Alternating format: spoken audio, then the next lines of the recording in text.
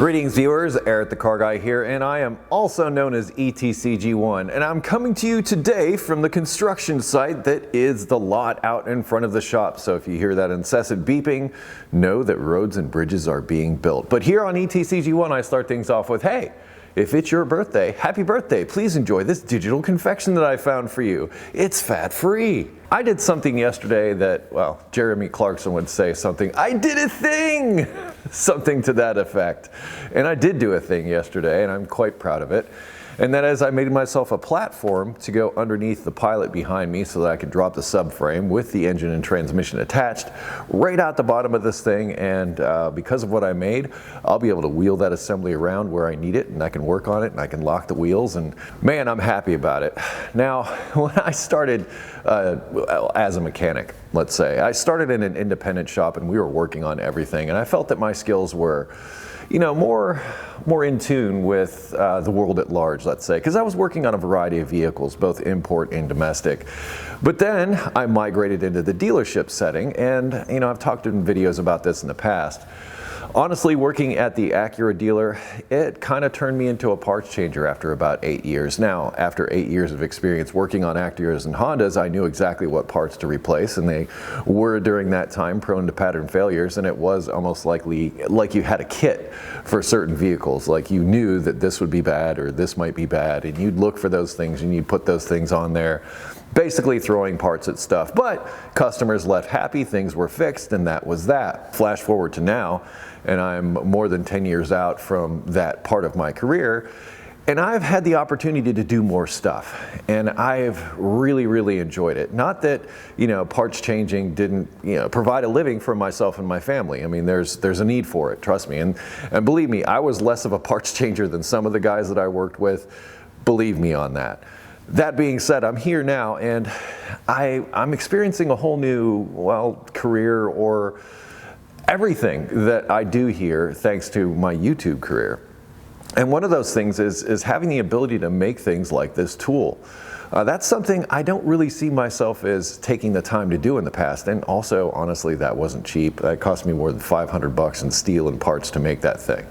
I've got a video that will be coming out on its construction, and also videos about removing the engine and transmission from this Pilot that's behind me. So I'll link those down in the description when they become available. But anyway, that's not the point. The point is I'm now actually able to do things, more mechanic-like things. I'm not just hanging parts. I'm actually able to fix stuff. And I'm enjoying it so much more. And yeah, it's more challenging in a lot of ways. I mean, you get to a point where you're just hanging parts, and that's what you're doing, and you're not really thinking about it. But when I'm actually engaged and maybe getting my butt kicked by something, you know, by the time I get to the other side of that, and I will stick with it until I do. By the time I get to the other side of that, I feel a greater sense of accomplishment than cashing my paycheck at the end of the week. And that's what I'm trying to convey here. It's just the ability to actually do stuff. That has opened me up and my mind up to all new possibilities. I've always wanted to build vehicles. I've built 2, going on 3, and then it'll be more from that. And I never really had the desire or the drive to do that while working as a flat rate mechanic, because that's all I was focused on, doing that all day. Well, honestly, I was also a landlord. I also did a bunch of side work. In other words, I was burning the candle at both ends and really didn't have the time or the energy to do much else outside of that. Now things have changed, things have shifted, and I'm able to utilize that experience that I've had in the past and these new skills that I'm learning. Now, granted, when I started welding, I wasn't a very good welder at all, but now I'd have to say that I'm adequate.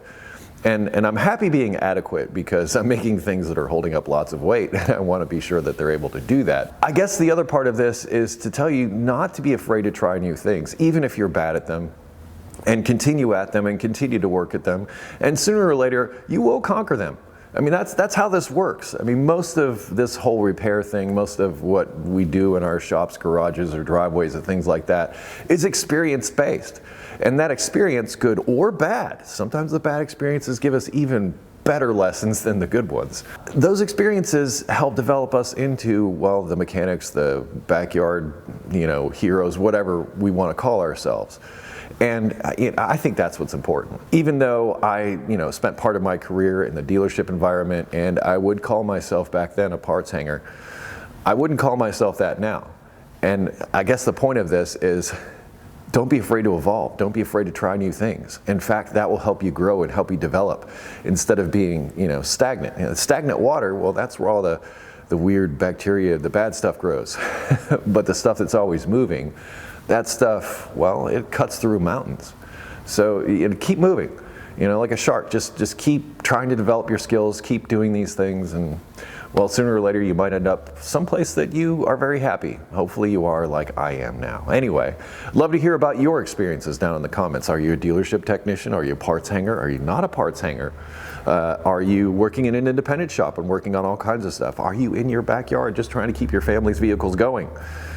I'd love to hear about your experiences and where they've taken you from and where you think they're going to take you in the future.